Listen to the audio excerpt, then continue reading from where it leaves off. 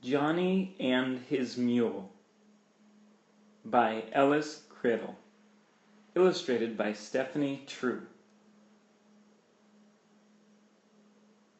Bob Jones University Press. Reading for 2nd edition. A good excuse. Away up in the Great Smoky Mountains, there's a town called Horny Hollow. It is not a very large town, and the great mountains standing all around make it seem very small indeed. There are no more than 20 dwellings there, a courthouse, several stores, a church, and a schoolhouse. To this little schoolhouse came all the children in the town, and a little mountain boy named Johnny. Johnny lived far back in the hills, a long, long way from town. He had to get up very early, when the cocks were crowing for the sunrise, to get to school on time. But in spite of the long walk over the mountains, he was never late for school. The town children might bustle into the schoolyard as the last bell was ringing. They might catch the end of the line as it was marching into the building. They might even tiptoe fearfully into the room after classes had started. But never Johnny. He was always in his place as the line marched in, and always in his proper seat when classes began. In the fall, in the winter, and in the spring, it was always the same. Johnny was always on time. But one day, toward the end of the school year, Johnny was late. The last bell rang. Johnny was not there. 9 o'clock came, and still no Johnny. 10 o'clock rolled around. 10:30, and not a sign of Johnny. It was so very late now, the teacher and the children began to wonder what had happened. Perhaps Johnny was sick, or perhaps he had fallen over the steep mountainside on the way to school. But a half hour later, at 11 o'clock, there was a shuffle outside the door. It opened slowly, and Johnny creaked guiltily into the room. "Why, Johnny," cried the teacher, "it's 11 o'clock. Why are you so late?" "I just couldn't help it, Miss Mary," stammered Johnny, and he looked as though he might cry any moment. "But tell me what happened," urged Miss Mary. "I got into town early this morning, Miss Mary," began Johnny, "in plenty of time for school. But I stopped for a moment in the town square to watch the auction." Everybody knew about the auction. It was held every Friday, and the mountaineers called it Trade Day. They came in from all the surrounding hills and ranges, bringing anything they had on hand that they wanted to swap or sell. Handmade chairs, baskets, turkeys, jackknives, horses, preserves, feather pillows, anything and everything went on sale in the town square on Friday. "And so," continued Johnny, "while I was standing there, an old mule was put up to be sold. The auctioneer began shouting, 'What am I offered for this mule? What am I bid? What am I bid?'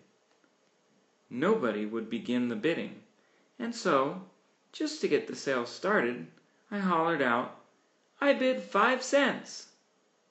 I thought sure somebody would bid higher, because mules cost a lot of money. But nobody did, and so they gave me the mule. And there I stood, Miss Mary, holding the mule by the halter. I didn't know what to do with him. About the only thing I could think of was to take him along to school with me.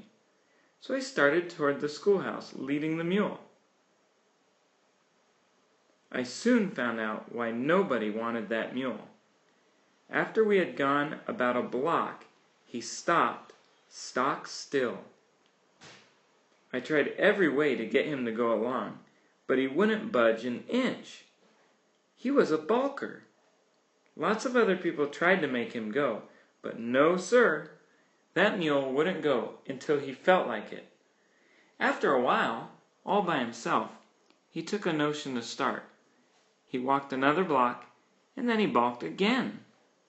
Miss Mary, I tell you the truth. It took me 2 hours to get that critter 4 blocks to the schoolhouse. That's why I'm late. It really is. Why, Johnny, exclaimed Miss Mary, I never heard such a tale. If you don't believe it, Miss Mary, just look out the window, replied Johnny. The teacher gazed through the window, and so did all the pupils. There, tied to a tree, was the mule. His head hung down, and his large ears flopped sadly. There was no doubt about it. Johnny's tale was true. Lessons began again, and the day wore on. Johnny did not pay much attention to his lessons. The thought of his mule lay heavy on his mind. What could he do with him? Budging the balker. When the bell rang for closing time, all the children rushed into the schoolyard and gathered round the mule. They were in a jolly mood, laughing and joking and poking fun at Johnny and his animal. Such a sad-looking critter! What are you going to do with him, Johnny? Asked his little friend Matthew. Johnny did not feel very happy. I don't know what to do with him, he said wretchedly. It took me 2 hours to get him a few blocks to school. How long will it take me to get him home? I live 5 miles over the mountain. It will be black night and the owls a-hootin' before I get him halfway there. Johnny leaned against the tree beside his mule and began to cry. The children stopped laughing and looked solemnly at each other. Hold on there, Johnny.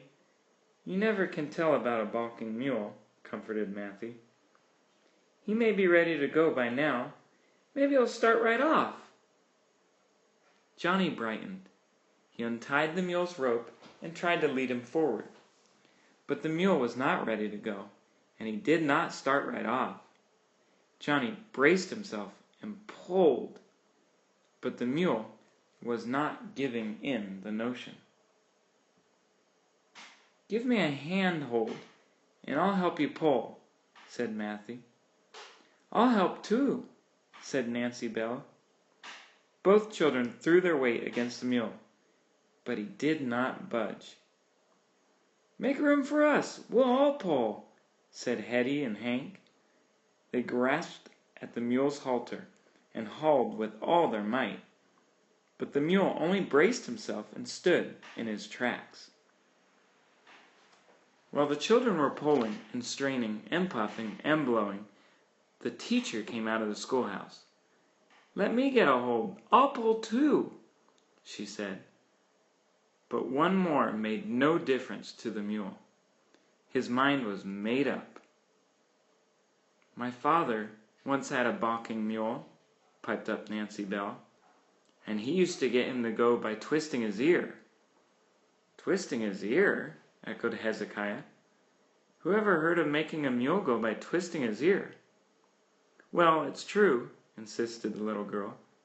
That made him go. It wouldn't hurt to try it, said the teacher. Go ahead, Nancy Bell. You are the one who knows how. You twist his ear." Nancy Bell grasped the long, droopy ear and twisted. The mule stood pat. "Twist again! Twist harder!" said the children, and Nancy twisted, but it was no good.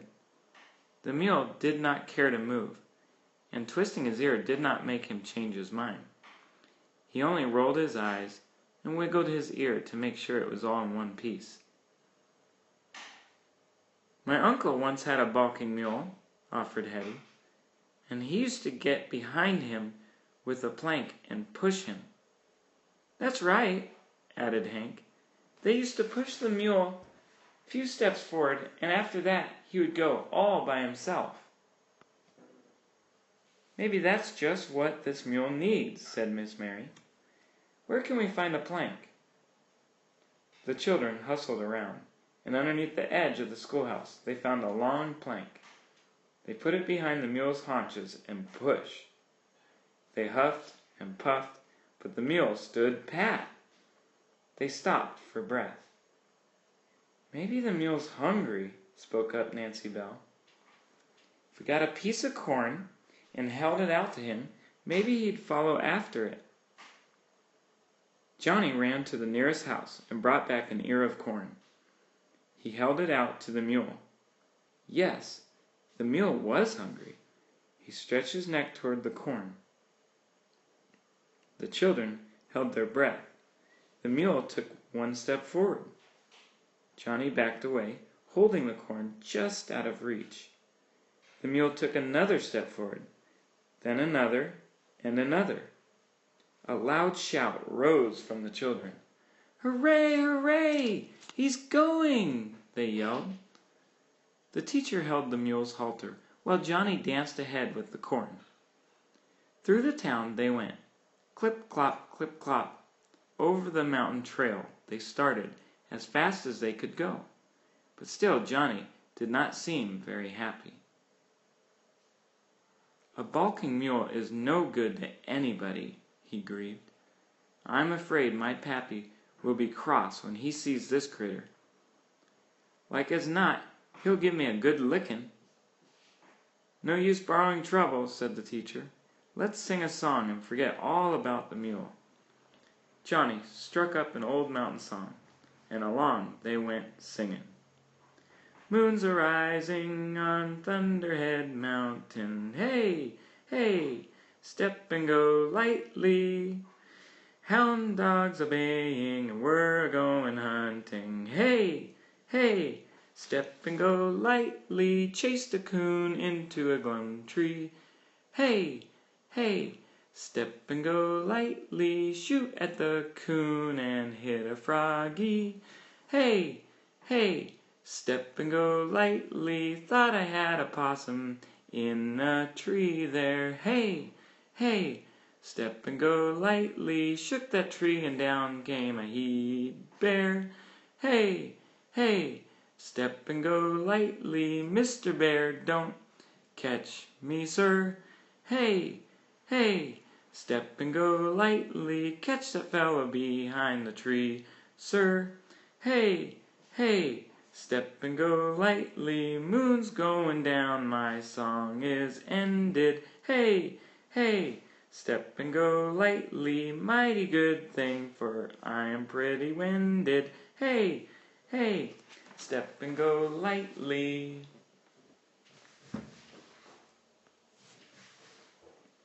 Cause for concern. After that, Johnny felt better. "You never can tell," he said cheerfully. "Maybe Papa will be pleased to have a mule. He needs some kind of critter to help him plow his potatoes. He has to do it now all by himself, with an old hand plow." "Why, yes, of course," agreed the teacher. "It's likely he'll be glad to get him." "If only he wasn't a balker," said Johnny, wrinkling his forehead again. "Hardly anybody would want a balker." "Oh, don't think about it," the teacher tried to cheer him up. "It's too beautiful on the mountains to get a head full of worry." Yes, it is pretty on the mountains. Johnny looked all around and forgot to worry about the mule. The air was full of the nice smell of pine and balsam, and the pink rhododendron was blooming everywhere. But the mule did not care for anything except the ear of corn that was always just out of reach. He kept his eyes upon it and went clopping along. Johnny and the teacher felt cheerful until they came opposite Aunt Betsy's house. Aunt Betsy was sitting on the porch, bustling, spinning some yarn to weave into a bedspread. "My me! What have you got there?" she cried when she saw Johnny and the teacher and the mule. "It's a mule," Johnny replied. "I bought him at the auction for 5 cents. 5 cents? Aunt Betsy threw her hands up and laughed. Then she grew sober. "But he's not a balker, is he? I never heard of a mule going for that cheap, unless he was a balker." "Yes, Johnny admitted uneasily. "He's a balker, all right." "Oh, my." Aunt Betsy shook her head dolefully. "I don't know what you'll do with a balker." After that, there was hardly anything the teacher could say to comfort Johnny. On up the trail trudged Johnny, feeling more dismay every minute. "The worst of it is, a mule has got a terrible appetite," he worried. "Why, that old mule could probably eat us out of house and home in no time. Miss Mary, I'm going to get that licking sure as anything. I wish I didn't have to go home at all." But the mule took them there in a hurry. Mammy and Pappy were waiting in front of the cabin, looking down the road, wondering what kept Johnny so long. When they saw him tolling the mule along, and the teacher holding the rope, their eyes popped open. "What have you got there?" cried Mammy, laughing. "It's a mule," replied Johnny nervously. "I bought him at the auction for 5 cents. "For 5 cents? Then there must something wrong with him," said Mammy. "Yes, there is. A little something wrong. He's a balker, I reckon." "A balking mule!" exclaimed Mammy. "Whatever could we do with a balking mule?" I don't know, ma'am," exclaimed Johnny, glancing uneasily at Pappy. Pappy did not say anything at all. He just rubbed his chin and looked thoughtfully at the mule. The sun was setting by this time. It was much too late for the teacher to return to town. She decided to spend the night with Johnny and his parents. Mammy set a chicken on to stew in the big iron pot, and later on they had supper, chicken and dumplings, hot biscuits, and nice cold buttermilk. For dessert, there was honey from their own beehive and a pot full of saffron tea. It was a fine supper, but Johnny could not enjoy it. What was his Pappy thinking about the old balking mule? What was he going to do with him? After the meal, everyone sat around the fire, which leaped brightly in the old stone fireplace. Pappy got out his fiddle and played some merry jigs. Mammy sang some old mountain ballads for the teacher. Johnny sat in the chimney corner.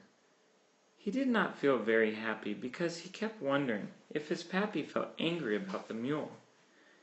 At last, he screwed up his courage and asked, "Pappy," he said timidly, "that balking mule is going to be sort of a nuisance, I reckon." "Nuisance?" cried Pappy. "Why, I don't know how to make that old mule do all my plowing and hauling and turning off my sorghum mill." He wrinkled at Miss Mary. "Yes, sirree. I know a little trick that'll make a balking mule work harder than a hornet." "What's that?" cried Johnny and Miss Mary in a breath. "Wait until the morning," laughed Pappy. "Look out the window when you first wake up and you'll find out." The teacher went to bed in the spare room, and Johnny climbed the ladder to his little room in the loft. In the morning he woke up early and looked out the window. There, pulling a plow briskly through the potato patch, was the balking mule. Hanging on to the handles of the plow was Pappy. He looked up and caught sight of Johnny. "He's a fine, strong mule," cried Pappy. "I'm much obliged to you."